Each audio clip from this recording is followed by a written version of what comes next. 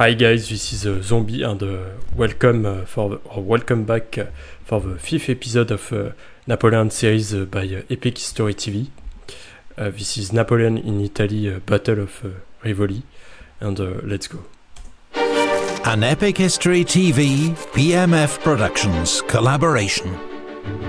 In 1796, at the height of the French Revolutionary Wars, a young French general took charge of a ragged, demoralized army in northern Italy. It was his first command. Many expected him to fail. Instead, in just 1 month, he won his first brilliant campaign. With astonishing self-confidence, boldness and energy, he led his army to victory after victory, transforming the war in Europe, winning praise from a grateful republic, and forging a legend. This is the story of Napoleon Bonaparte's first campaign, and the dawn of a new age.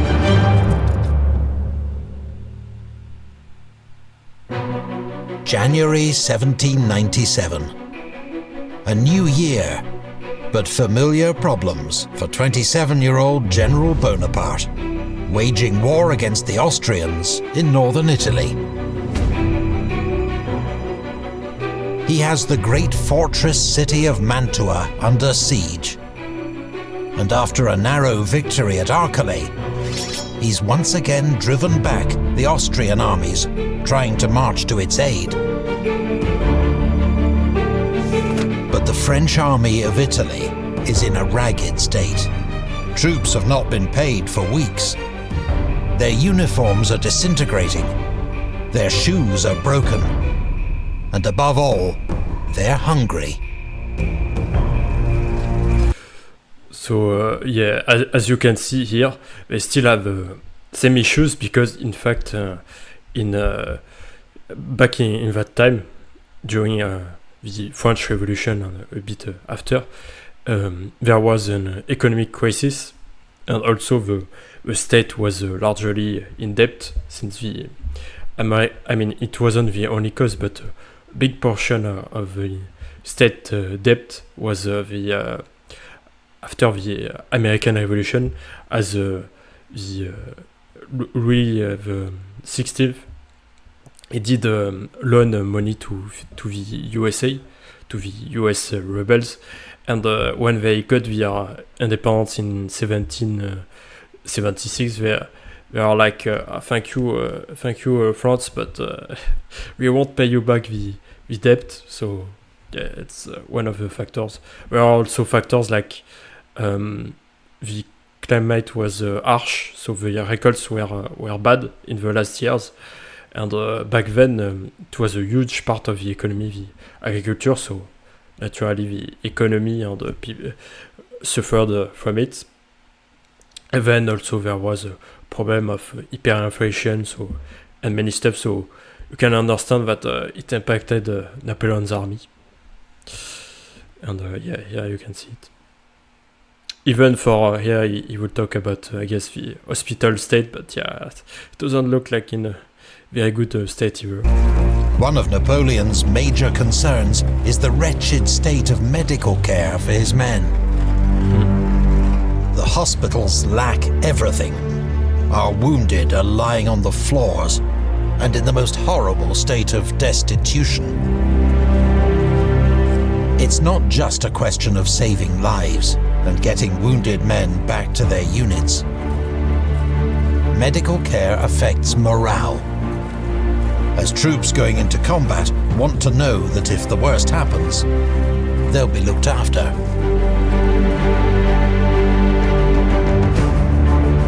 Conditions are much worse for the Austrian garrison of Mantua, commanded by Field Marshal Wurmser. In 4 months of siege, 9,000 soldiers have died from disease, wounds, or the effects of malnutrition. Really, Mantua doesn't want to fall. That's crazy. It resists well, but you have to understand that's like very well fortified and have natural defenses in Mantua. So and the garrison is quite big, and also they have a lot of cannons, maybe even more than the besiegers. So yeah, they resist very well. It's very hard to take. And said in the other videos, coalition generals, I like a lot Wurmser, because you can see he took a lot of L from Napoleon, but he's still very resilient, and still didn't give up. He resist well in Mantua. Nutrition. Survivors live off horse meat. Civilians off rats and dogs. Terrible. Even these miserable rations will run out by the 27th of January, just a few weeks away. The clock is ticking. The Austrians must relieve Mantua by that date, or lose the city, and with it, the war in Italy.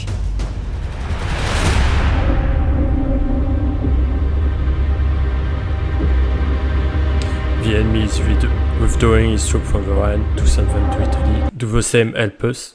We are only asking for more men. Napoleon to the Directory. Napoleon, having received just 7,000 reinforcements, prepares to meet Alvinci's advance. These people are mostly, if I'm not mistaken, like fresh troops. Well, his troops fought many battles, are very tired. They have also way less. They are well less equipped, and have more pay problems than the Austrians, because the Austrians were backed by coalition allies, especially Britain, that resupplied them, so they were in a way better position. He will not only be outnumbered, he doesn't know where his enemy will strike. Plus what I said about Austrian army Napoleon being must way hold better one position. division back to cover Wurmser's garrison. It's commanded once more by General Serrurier, recovered from his long illness. Augereau's division watches the Adige, while Massena guards Verona.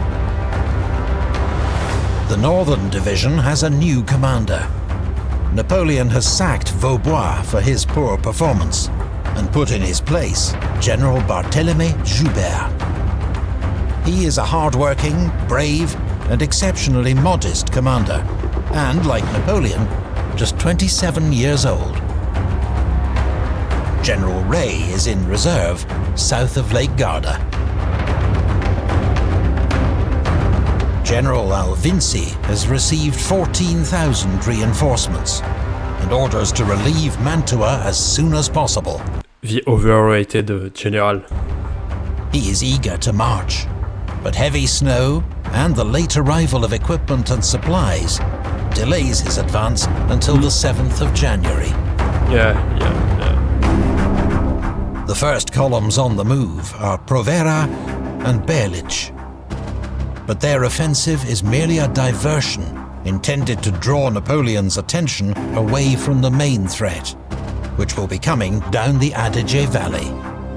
Alvinci has divided this force into 6 columns. Their mission is to envelop and destroy Joubert's division at Rivoli and clear the path to Mantua. But Rivoli is a strong defensive position. They must hit it hard and fast before the French can respond. Napoleon, assuming any Austrian advance is still weeks away, has travelled to the Papal States with a column of troops commanded by Colonel Lannes. They intend to put a little pressure on the Pope, who continues to stir opposition to France. However, as soon as he receives reports of enemy movement, Napoleon races back to his headquarters at Rovabella. By now, Alvinci's forces have also begun to advance, but serious planning failures quickly emerge. Lusignan's first column, on the right flank of the advance, has orders to cross the slopes of Monte Baldo and attack Joubert from the rear. It's soon clear that these orders are wildly optimistic, dreamed up by staff officers who'd not seen the terrain. The peak of Monte Baldo is more than 7,000 feet high. Its slopes are covered. Here you can see that really that's very different from Napoleon. He doesn't execute his plan very well. In deep snow and ice. The paths are treacherous, even more so. They struggle to execute their plan. After dark, and there is no firewood for making camp. Only by taking a wide detour can Lusignan make any progress at all, whilst losing 200 men to exhaustion and exposure. Meanwhile, the 2nd and 3rd Austrian columns reach the French outpost at Ferrara. An initial attack is repulsed, and following their orders, they wait for Lusignan's column to appear before launching a second attack. However, Lusignan's column is not yet in sight. Alvinci's plan relies on swift, bold action, but just 48 hours in, it's falling apart.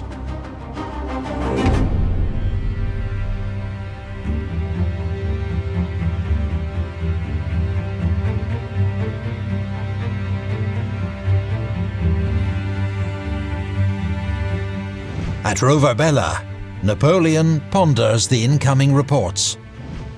He knows that Joubert's forward outpost is under attack at Ferrara, that Massena has repulsed an Austrian attack on Verona, and Augereau faces a sizable Austrian force near Legnago, poised to cross the Adige. Is Alvinci using the same tactics as before, making his attack from the east? Then, a second report arrives from Joubert. His scouts have detected an enemy column marching around his flank. He has no doubt that he faces a major Austrian attack and has begun withdrawing his forces to Rivoli. Here you can see that there is a huge disparity in intelligence from both sides, and it matters. Intelligence diff. The report I have given you is exact, he tells his chief. Be assured, the enemy will make every effort to throw me onto the blockade of Mantua. The enemy's plan has been unmasked, Napoleon announces, and issues a flurry of orders. Massena is to march immediately to reinforce Joubert. Augereau is to send him cavalry and guns, while the rest of his division keeps watch on Provera. Ray is to move up to Castelnuovo. Serrurier is to be on high alert for an attempted breakout by the Mantua garrison.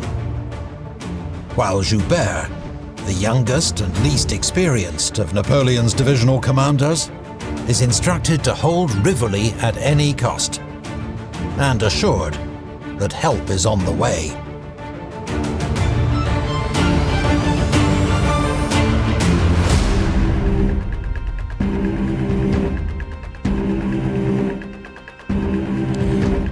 My friends, Bonaparte demands a last effort from you to annihilate the remains of the Austrian army who have dared to come again and measure themselves against the Republicans. General Massena to his division.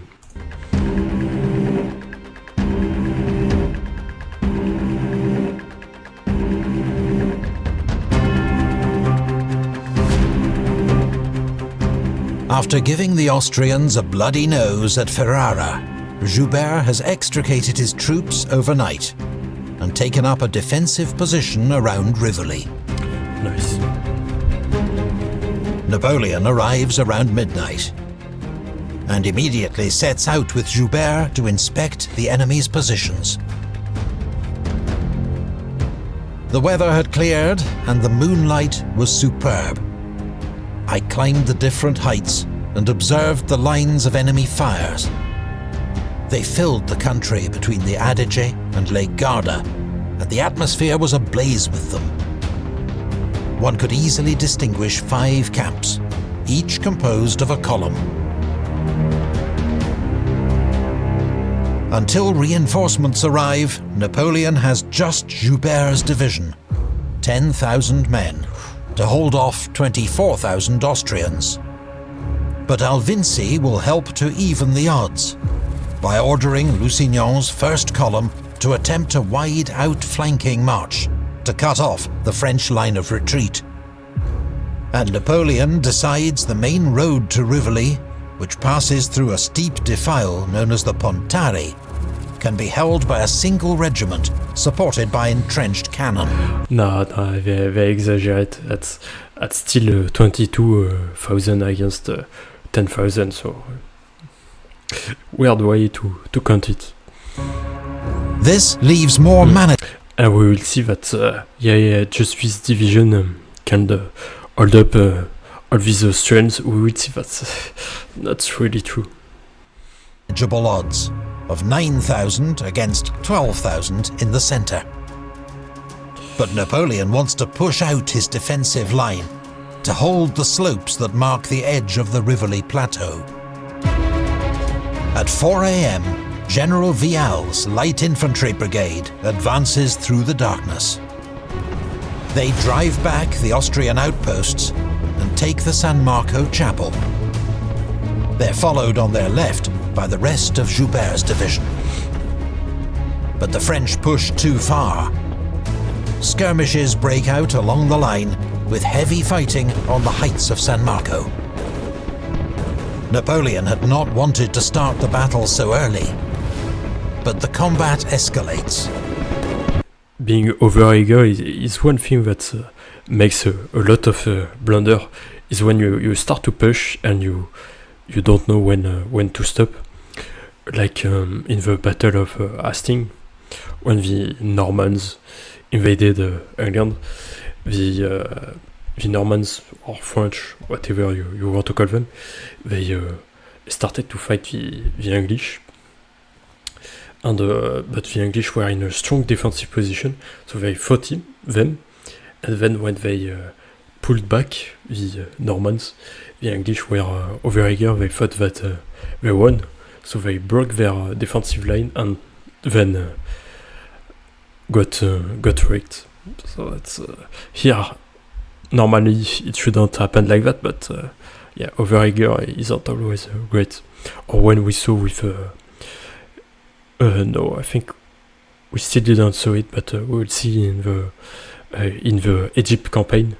There's a point where Ottomans sometimes do this mistake because of their lack of discipline. They are overeager and bam, they get sanctioned for that. At dawn, the Austrians attack the plateau in force.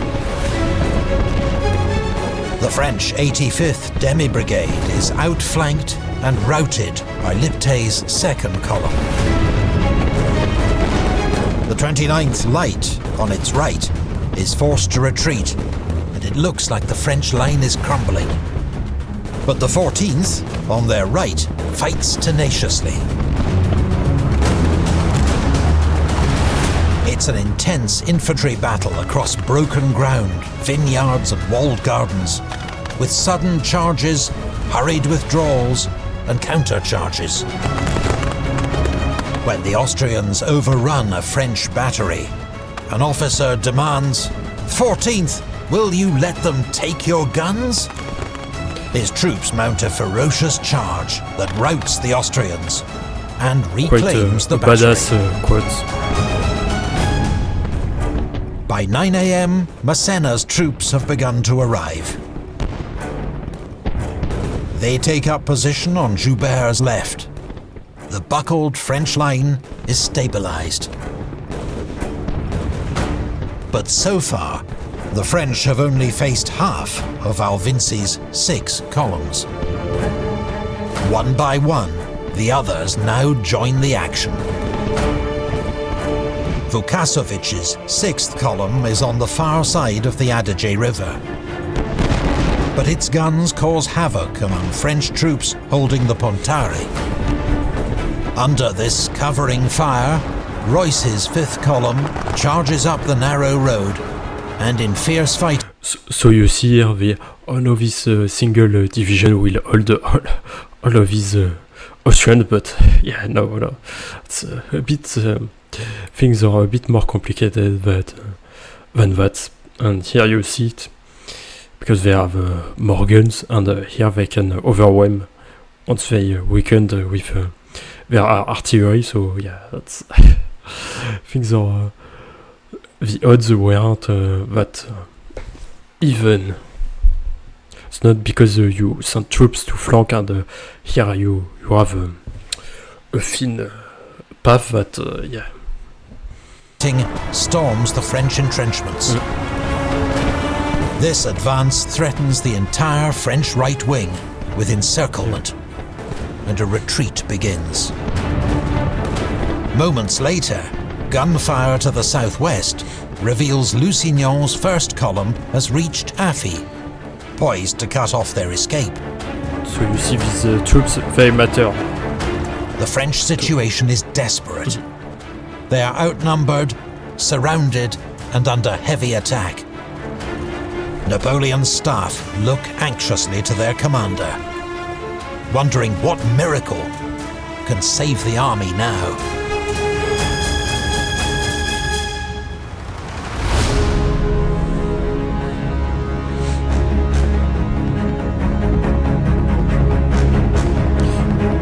Turned toward General Bonaparte, but after a short inspection, he limited himself to saying calmly, "They are ours." That's when you see a great general, is that despite the odds, he can flip and change the situation like that. So that's yeah. The odds are overwhelming against him, and yet he can return things and. Maybe triumph. We'll see.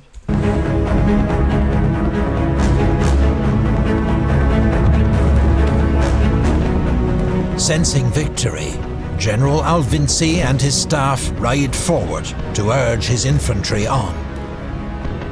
Napoleon remains calm.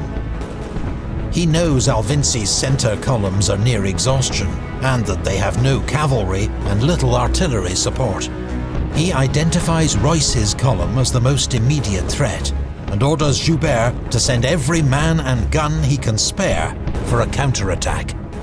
General Leclerc and a 21-year-old Captain Lassalle then charge with the entire French cavalry, just a few hundred horsemen.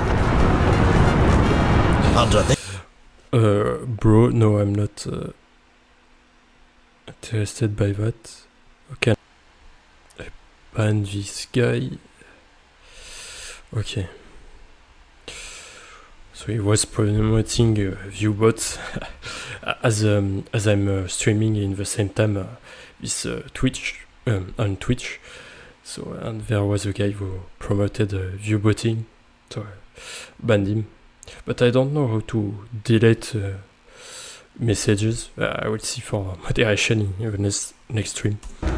Cavalry and infantry jammed together, some pushing so yeah, if you see it on YouTube, don't hesitate to subscribe to follow. That's free on Twitch, and so you can see me live. And if you want to see it directly, you can go on Twitch and follow me to not miss a live. Forward, others trying to escape.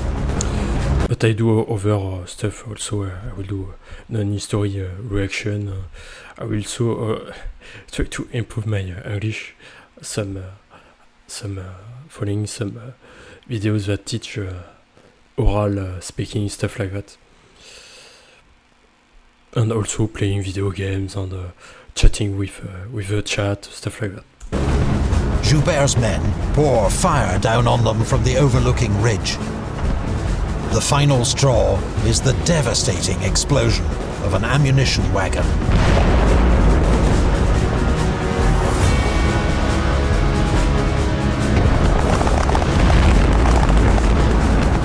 Austrian morale breaks.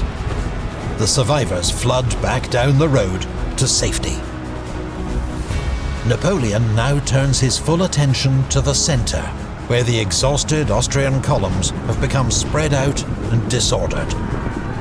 The sudden appearance of French cavalry, supported by infantry and guns, sparks panic and a mass rout.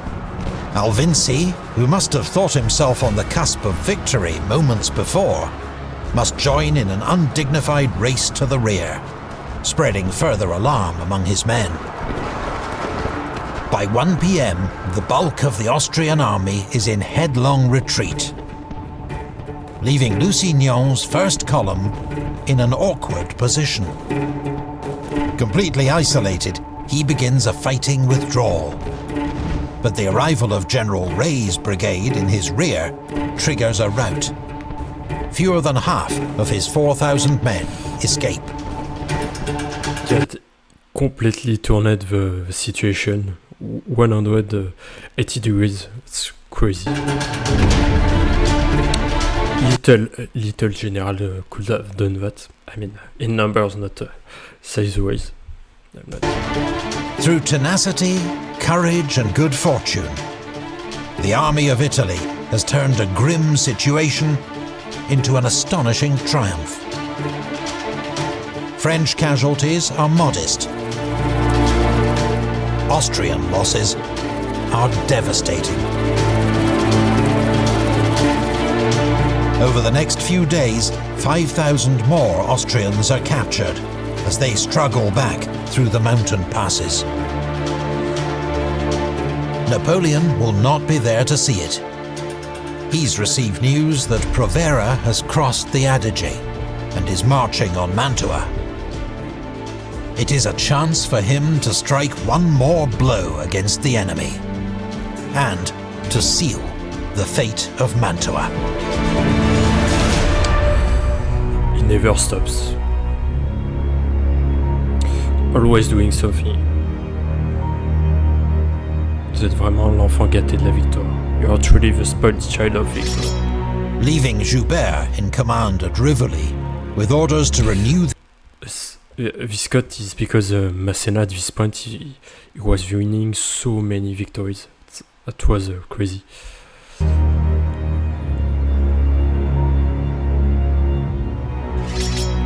Leaving Joubert in command at Rivoli, with orders to renew the attack at dawn, Napoleon races south with Massena's division. Provera has no clue of the disaster that's engulfed Alvinci's army, nor that the wolves now gather for him. He pushes on to Mantua, shadowed by Augereau, who snaps up his rearguard, 2,000 men taken prisoner. With just 7,000 left, Provera's only hope is to break through the French siege lines. First, he tries to attack San Giorgio. Formidable French defences and a powerful cannonade stop him cold.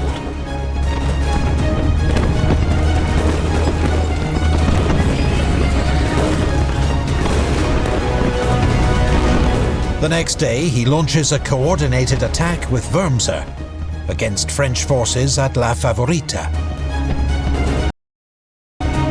But Napoleon has now arrived with Massena's division from the north.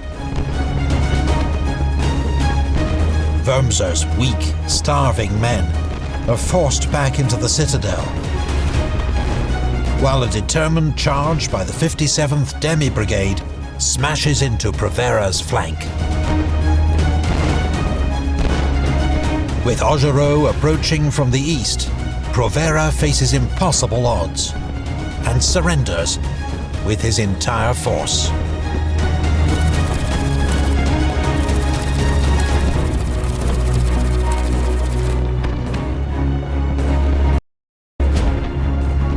Wurmser's last hope of rescue has been crushed. He puts off the inevitable for 2 agonizing weeks, until, with all food exhausted, he finally accepts terms for Mantua's surrender on the 2nd of February. He and an escort will return to Austria. His 16,000 remaining troops become prisoners. Austrian losses in the campaign reach a staggering 44,000 men. After 8 months, the siege of Mantua is over. A victory that will soon be celebrated on the streets of Paris. But it is General Serrurier, not Napoleon, who takes the formal Austrian surrender. His commander-in-chief has already departed to take on his next opponent, the Pope.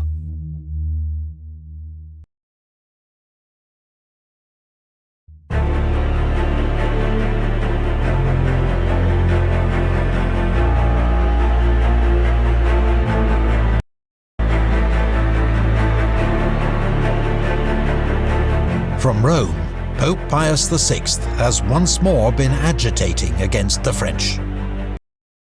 And so Napoleon marches south with 9,000 men to explain the new realities of power in Italy. At Faenza, General Victor's division sweeps aside papal forces, and Ancona is taken without a fight. The subsequent Treaty of Tolentino forces the Pope to give up Romagna, as well as 30 million francs and 100 works of art. Belatedly, Napoleon's victories persuade the Directory to back him in force. French armies stuck on the Rhine are ordered to send him reinforcements. Their 34-year-old commander, another rising star of the French army, is congratulated on his brilliant winter crossing of the Alps. His name is General Jean Bernadotte.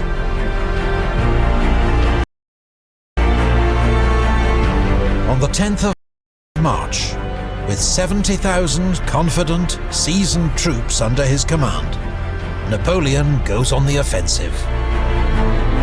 He sends Joubert to invade the Tyrol, Massena to advance up the Piave Valley, while he leads the bulk of the army on the most direct road to Vienna. The enemy is scattered and demoralized. Even the appointment of a new commander, the Emperor's own brother, Archduke Charles, fails to restore morale. Charles is regarded as a military prodigy. He's 2 years younger than Napoleon, and has defeated the armies of both General Jourdan and Moreau in Germany. But he does not have enough troops or time. He fights a delaying action at the Tagliamento River, but it ends in disaster when Bernadotte surrounds and captures 2,000 Austrians, 10 guns and 8 standards. The French pursuit continues, with Massena covering Napoleon's northern flank. He arrives at Tarvis in time to block the Austrians' retreat. In 3 days' fighting, the French take another 3,000 prisoners. Napoleon's troops outmarch and outfight the Austrians at every turn. But his situation is more precarious than it seems. The other French armies are only just crossing the Rhine, while his own supply lines are now overextended and vulnerable. Rather than withdraw, Napoleon continues to advance, while proposing to Archduke Charles that they open peace negotiations. The Austrians accept. 2 days later, both sides agree an armistice, and peace talks begin at Leoben. After 5 years of conflict, Napoleon's dazzling advance into Austria has brought the War of the First Coalition to an end.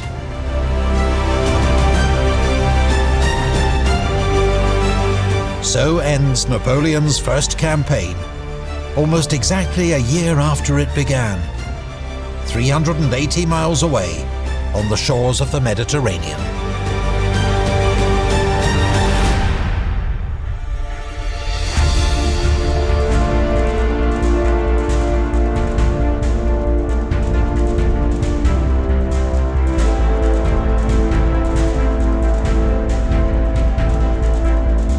negotiations at Leoben become the basis for the Treaty of Campo Formio, signed 5 months later. The Austrian Netherlands, roughly modern Belgium, formally passed to France. The Venetian Republic, invaded and systematically looted by Napoleon's troops, is divided between France and Austria. So ends the 1200-year history of the serene Republic of Venice. The famous horses of St. Mark are among its many treasures dispatched to the Louvre in Paris, to join its rapidly expanding Italian collection. The French part of Venice joins its other Italian client states to form a new Cisalpine Republic. The author of its constitution, Napoleon Bonaparte.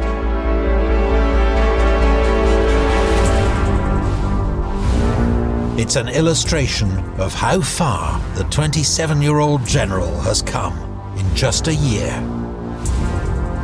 Having waged one of the most brilliant military campaigns in history, many would say his best, he now dictates terms to kings and popes, summons new states into being, and nurtures his status as the most celebrated military commander in Europe.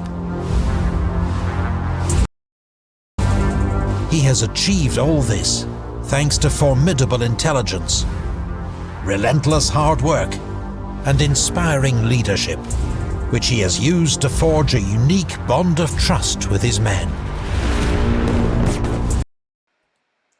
He's had luck, too, along the way, and been ably served by a group of brilliant officers, many of whom will be with him for years to come. For Napoleon still has many extraordinary things to achieve. His Italian campaign is just the first chapter in one of the most astonishing lives in history. In one of the most astonishing lives in history.